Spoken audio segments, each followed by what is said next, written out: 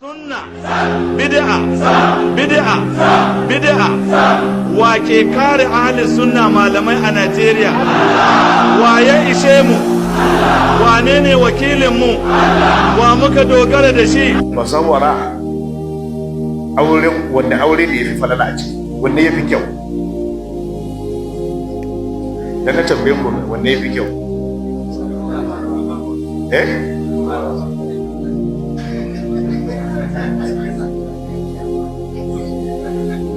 Allah ya ce yanayin bukata, amma wallahi akwai waje yawancin malamai sun tafi akan cewa auren budurwa ya fi auren masu yawancin su kenan, kuma suna da dalilan su akan haka. Na kaltowa na yi karkuce ina da experience, abinda na nakalto zan karanta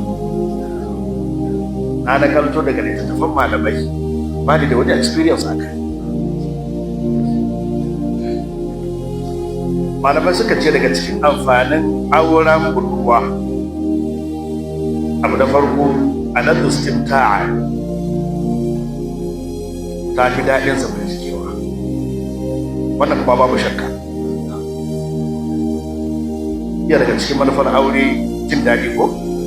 To ita budurwar ta fi bayar da wannan manufar. Suka ce ahsanu ishratan, ta fi daɗin zamantakewa, wato zama tare da ita ya fi daɗi. Wa ashiruhunna bil ma'ruf ko? To ita wannan zaka yi ta wasa ita.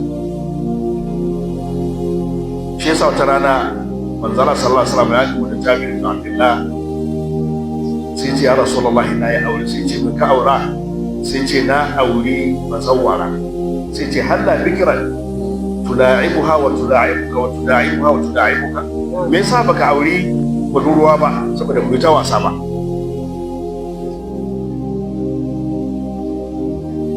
Malamai suka ce ajmalu manzaran, ta fi kyan kallo, kenan kallo ma manufa ne cikin manufofin aure. Wani hadisin ya ce idan nazarta ilaiha sarratka, idan ka kalle ta sai ka hankali ka kwanta, ta burge ka, ta faranta maka rai. Kana da bazawara, kana da budurwa, duk lokacin da ka kalli budurwar za ka kara samun nutsuwa da farin ciki. Likitocin zamani ma suka ce akwai wurare na musamman da za ka kalla a cikin ta ya karawa idan ka lafiya.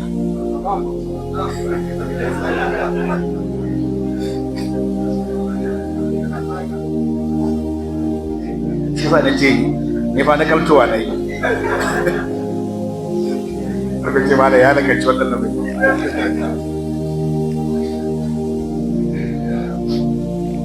Malamai suka ce aliyanu malmasal, aliyanu ta fi laushin tamawa.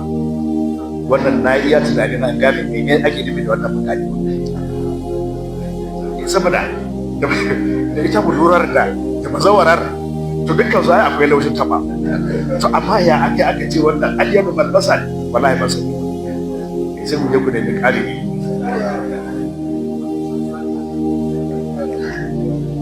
Malamai suka ce ashalu tarbiyatan, ta fi saukin tarbiya.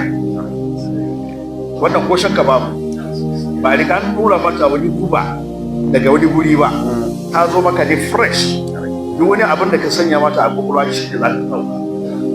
In ka sabar mata da kiyamun laili da daddare ku tashi ku ta kiyamun laili, ba za ta gaji ba. Amma idan ba ta saba daga wani gidan ba, ta zo gidan ka ce kiyamun laili, malam lamarin zai ba zai yi ba. Shi za ka ce ashalu tarbiyatan. Kuma shi yasa yawanci ma'aurata, malam idan kana matashi ka aure mace budurwa, dan Allah ka kula da maganar ki. Abin da ya shafi karatun Qur'ani, ta haihu bata saba da karatun Qur'ani daga gidan ta ba, malam ka sabar mata. Idan ka sabar mata kuma za ta saba. Qiyamul layli bata saba ba, idan ka sabar mata wannan lokacin za ta saba. Amma idan ka bar ta a gidanka sai kwanciya sai jin daɗi da sauransu, ta zo ta riƙa wata rana kawai sai ka ce karatun Qur'ani, wallahi za ta mamaci. Cusa mata tun farko. malamai suka ce ashaddu haya'an za ta tsananin kunya. Me yasa? Domin ba wani wanda ya taba ta gabanin wannan. An gane sabanin matar da ta ji ta yi aure wata kila ta yi biyu, ta yi wasu harkokin tare da wancan, ta sake wasu harkokin tare da wannan, duk suna nan a kanta. Kai da jahili ke abu ta Allah kuwa kai da sabon shiga, ita tana da experience kala-kala, saboda haka batun kunya babu. Ranar farko za ta baka mamaki.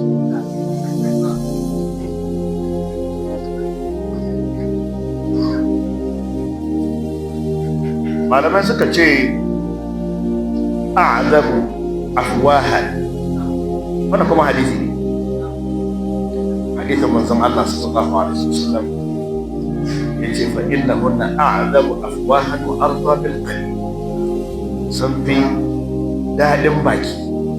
Nan ma akwai sirri da yawa a cikin, gaskiya ba zan iya bayanin su ba. Yawa sirri ne mai yawa wanda manzon Allah sallallahu alaihi wasallam ya fitar mana. A'zabu afwahan, sun fi wato daɗin baki. Kenan bakin bazawara daban da bakin wannan kuma in ka je kai tahlil tibbi, ka je cikin science kuma wanda za ka gano shi, ba ni zai yi bayani.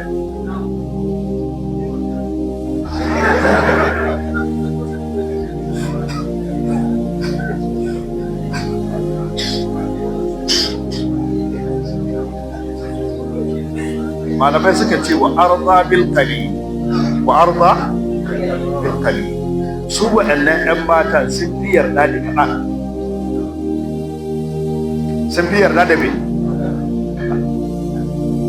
Wataƙila wata bazawarar ta zauna gidan wani ne, wani mai kuɗi, ta saba da mata ka a wurin, ta saba da kuɗin ce da biyar kullum aiki, tana zuwa gurin ka sai ka ce ka gani haka ba zaman lafiya. Amma idan budurwa ce dama ba a sabar mata da yi wannan ba, duk abin da ya samu ka kawo ɗan kaɗan sai ka girma an gamsu. Duk da cewa fa mata suna da shi ta kafa fi sabilillah, za ka ga a gidajensu duka ba su saba da wani jin daɗi ba, amma an suka zo gidan mijin nan mana duk wani lissafi za a maka dole abu sai kasu. A yawanci mata a gidajen su ba wai daɗi suke ci na fitan hankali ba. Rayuwa da ake maleji haka, amma ana zuwa gidan miji kuma sai a nuna maka cewa fa ni ma na saba da shan madara a gidana, can wajen mahaifina madara nake sha, kwai nake ci da safe, kaza nake ci da safe, kuma da ta karya ne.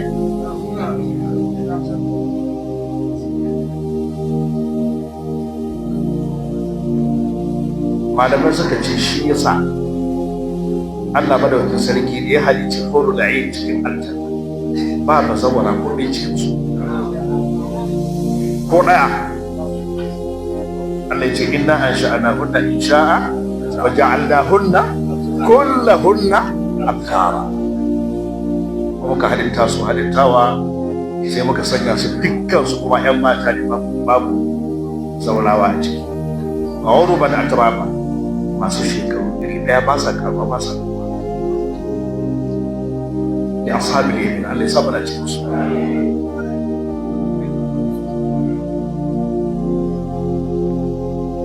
Kaga kenan idan babu musawara a janna, to ɗan mata ruwaye sun fi falala kenan ko? To maganar malam na da waje cewar iya bukata. Wani lokacin malam za ka buƙaci ka auri zaurawa idan akwai bukata, kamar yadda manzon Allah sallallahu alaihi wasallam ya yi. Mata manzon Allah sallallahu alaihi wasallam sun kai 10 ko 11 ko 9, amma kuma yawancin su duka menene zaurawa ne. To manzon Allah sallallahu alaihi wasallam sa a saba masa mafi munin yanayi ne.